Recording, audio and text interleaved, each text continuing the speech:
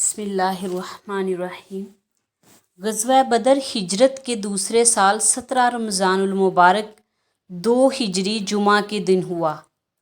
یہ تمام غزوات رسول میں بڑا غزوہ تھا کیونکہ اس کے ذریعے دین اسلام کی عزت و شان بلند ہوئی، اور قرآن مجید میں اس دن کو یوم الفرقان سے بھی تعبیر کیا گیا، اس لیے کہ اس میں حق و باطل کے درمیان فرق ہوا۔ اس دن اللہ تعالیٰ نے اسلام اور اہل اسلام کو غالب کیا اور کافر مشرکین مغلوب ہو کر ذلیل و خوار ہوئے۔ حالانکہ مسلمانوں کی تعداد بہت کم تھی، ان کے پاس ساز و سامان بھی بہت کم تھا، لیکن ان کے دلوں میں اللہ تعالیٰ کی محبت اور جذبہ عشق رسول تھا، اس لیے انہوں نے فتح حاصل کی۔ اسلام اور کفر کے درمیان پہلا معرکہ تھا یہ جنگ بدر جو ہے، جس میں اللہ نے اسلام کو شاندار فتح سے نوازا اور کفر کی کمر توڑ کر رکھ دی۔ یہ روح زمیں کی پہلی جنگ تھی جو اسلحہ اور ظاہری مال و اسباب کے بجائے اللہ پر کامل ایمان اور اذعان کی بنیاد پر لڑی گئی۔ بدر مکہ اور مدینہ سے شام جانے والے تجارتی قافلوں کی گزرگاہ پر ایک چھوٹا سا گاؤں تھا، جس کے ارد گرد چھوٹے پہاڑی ٹیلے تھے۔ تجارتی راستہ ہونے کی وجہ سے اس کو خاص اہمیت تھی۔ میدان بدر مدینہ منورہ سے تقریباً 80 اور مکہ سے 220 میل کے فاصلے پر تھا۔ مسلمانوں کے مکہ سے ہجرت کر کے مدینہ چلے جانے کے بعد اسلام کے جو دشمن تھے یہ سوچتے تھے کہ مسلمان اپنی جان بچا کر ان کے ہاتھ سے نکل گئے، اور قریش کے سرداروں کو یہ خوف بھی لاحق تھا کہ مسلمان قوت پکڑ کر اس تجارتی راستے کو بند کر دیں گے اور مکہ کی تجارت اور کاروبار ختم ہو جائے گا۔ کفار مکہ دن رات اسی سوچ و بچار میں تھے کہ کس طرح مسلمانوں کو ہمیشہ کے لیے کچل دیا جائے۔ وہ غصے اور انتقام کی آگ میں جھلستے رہتے اور مدینہ پر چڑھ دوڑنے کا بہانہ ڈھونڈ رہے تھے۔ انہی دنوں مکہ کا ایک تجارتی قافلہ ابو سفیان کی قیادت میں شام سے مال تجارت لے کر واپس آ رہا تھا۔ اسی قافلے کی حفاظت کی آڑ میں قریش کے سرداروں نے 1000 جنگجوؤں کا ایک بہت بڑا لشکر تیار کیا، اور وہ لشکر ہر قسم کے اسلحے سے لیس تھا۔ نبی اکرم حضرت محمد صلی اللہ علیہ وسلم کو مدینہ پر حملے کی غرض سے قریشی لشکر کی آمد کی اطلاع ملی تو آپ صلی اللہ علیہ وسلم نے خطرے سے نپٹنے کے لیے تجاویز طلب فرمائی۔ مہاجرین نے جانصاری کا یقین دلایا۔ آپ صلی اللہ علیہ وسلم نے دوبارہ مشورہ طلب کیا تو انصار میں سے حضرت سعد بن عبادہ رضی اللہ تعالیٰ عنہ نے عرض کیا، یا رسول اللہ صلی اللہ علیہ وسلم، ہم آپ صلی اللہ علیہ وسلم پر ایمان لائے ہیں، ہم نے آپ کی تصدیق کی اور گواہی دی ہے، اور جو کتاب آپ صلی اللہ علیہ وسلم لائے ہیں وہ حق ہے، اور ہم نے آپ کی اطاعت اور فرما برداری کا عہد کیا ہے۔ آپ صلی اللہ علیہ وسلم جس طرف ہمیں جانے کا حکم دیں گے ہم میں سے کوئی بھی پیچھے نہیں ہٹے گا۔ قسم ہے اس ذات کی جس نے حق کے ساتھ آپ صلی اللہ علیہ وسلم کو معبوس کیا، اگر آپ صلی اللہ علیہ وسلم ہمیں سمندر میں کود جانے کا حکم دیں گے تو ہم سمندر میں کود جائیں گے۔ ہم موسیٰ کی امت کی طرح نہیں ہیں جس نے موسیٰ سے کہا کہ تم اور تمہارا رب جا کر دشمن سے لڑو، ہم تو یہاں بیٹھ کر دیکھیں گے، بلکہ ہم آپ صلی اللہ علیہ وسلم کے دائیں بائیں اور آگے پیچھے آپ صلی اللہ علیہ وسلم کے ساتھ لڑیں گے۔ غزوہ بدر میں مسلمانوں کی فتح کا سب سے بڑا اور اصل سبب نصرت الہی تھا۔ اللہ تبارک تعالیٰ نے حضور اکرم صلی اللہ علیہ وسلم کی وہ دعا جو آپ صلی اللہ علیہ وسلم نے نہایت گریہ زاری سے کی وہ قبول فرمائی۔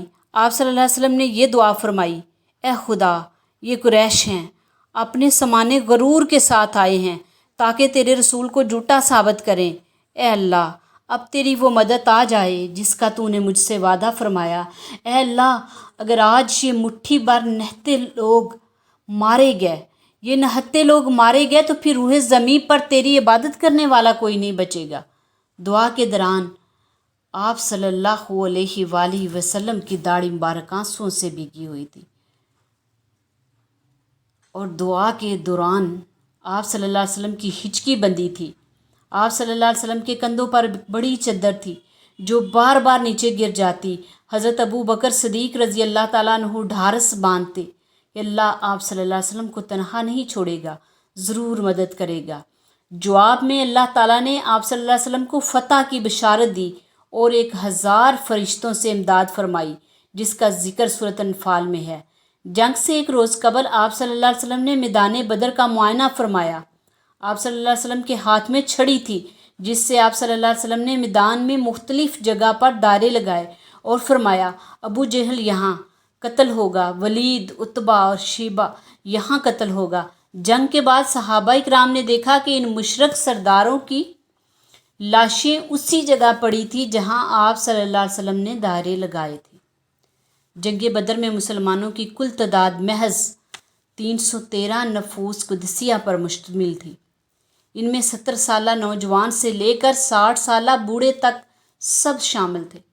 جنگی مال و اسباب اور اسلحے کی شدید قلت تھی۔ محض 2 گھوڑے، 70 اونٹ تھے۔ لڑنے والوں کے پاس ڈھنگ کی تلواریں بھی نہیں تھیں، مگر اسلام کے ان سپاہیوں کو جنگی اسلحہ اور اپنی قوت بازو سے زیادہ اللہ کی مدد اور نصرت کا یقین تھا۔ جنگ بدر کا عجیب منظر تھا۔ یہ ایسا عجیب و غریب منظر تھا، ایک طرف حق تھا، دوسری طرف باطل، ایک طرف نور تھا، دوسری طرف ظلمت، ایک طرف کفر تھا، دوسری طرف اسلام۔ کھڑے تھے ایک طرف سب نفس اور شیطان کے بندے، کھڑے تھے ایک طرف سب نفس اور شیطان کے بندے، صفیں باندھے کھڑے تھے اس طرف رحمان کے بندے۔ ادھر مردود تھے، ادھر صحب درود تھے، ادھر کثرت تھی، ادھر وحدت تھی، ادھر زحمت تھی، ادھر رحمت تھی، ادھر ابو جہل لائن تھا، ادھر اللہ کا نور مبین تھا، ادھر نار سکر تھی، ادھر خلد بری تھا، ادھر فکر جہاں تھا، ادھر ذکر خدا تھا، ادھر تیغ جفا تھی، ادھر سجدہ خدا تھا۔ عجیب منظر تھا کہ بھائی بھائی کے خلاف، باپ بیٹا اور بیٹا باپ کے خلاف، بانجا ماموں اور چچا بھتیجے کے خلاف تھا۔ حضرت ابو عبیدہ نے اپنے والد جراح کو، حضرت عمر فاروق نے اپنے ماموں عاص بن ہشام کو، حضرت مصعب نے اپنے بھائی عبید کو، اور اس طرح بہت سے صحابہ نے اپنے قریبی رشتہ داروں کو اپنے ہاتھ سے قتل کر کے غیرت اسلامی اور محبت نبی صلی اللہ علیہ وسلم کا بے مثال مظاہرہ کیا۔ غزوہ بدر کے بعد ایک بار حضرت ابوبکر صدیق رضی اللہ تعالیٰ عنہ کے بیٹے جو جنگ میں کفار کی طرف سے لڑ رہے تھے، اپنے والد سے کہا کہ جنگ بدر میں آپ میری 2 دفعہ تلوار کے نیچے آئے مگر میں نے وار نہیں کیا۔ اس پر حضرت ابوبکر صدیق نے کہا، بیٹا اگر تو ایک بار بھی میری تلوار کے نیچے آ جاتا، باخدا میں اپنا ہاتھ نہ روکتا۔ غزوہ بدر میں ابو جہل، عتبہ اور شیبہ سمیت کفار کے مشہور سردار مارے گئے۔ کفار کے لشکر کے 70 لوگ مارے گئے اور 70 قیدی بنا لیے گئے۔ کفر کے غرور اور تکبر کو اللہ تعالیٰ نے ہمیشہ ہمیشہ کے لیے خاک میں ملا دیا۔ اسلامی لشکر کے 14 سپاہی شہید ہوئے۔ اللہ تعالیٰ نے مسلمانوں کے ساتھ فتح نصرت کا جو وعدہ فرمایا تھا وہ پورا ہو گیا۔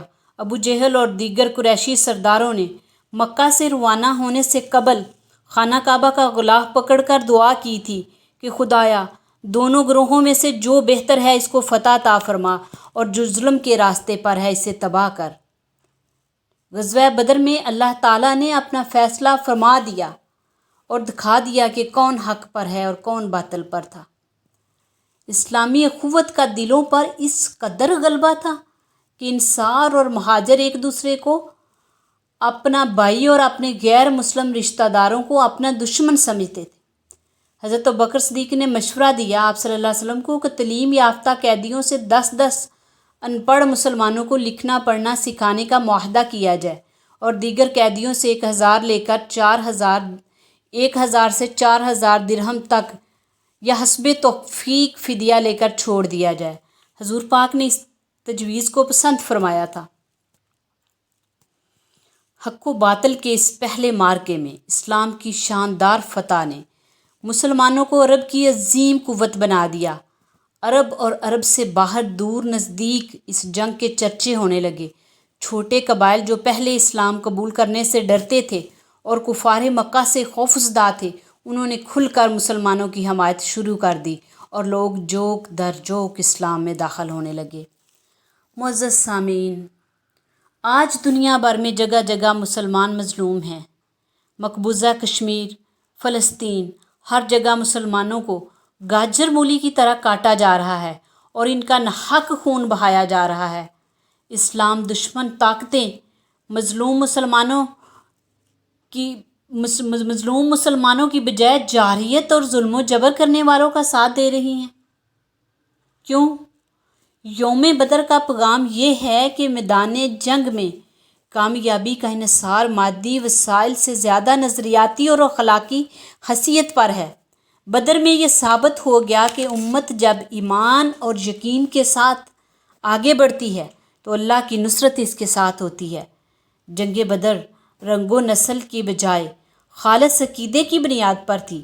ایک طرف تکبر، غرور اور گھمنڈ تھا اور دوسری طرف عاجزی، انکساری اور اللہ کی نصرت پر کامل یقین تھا۔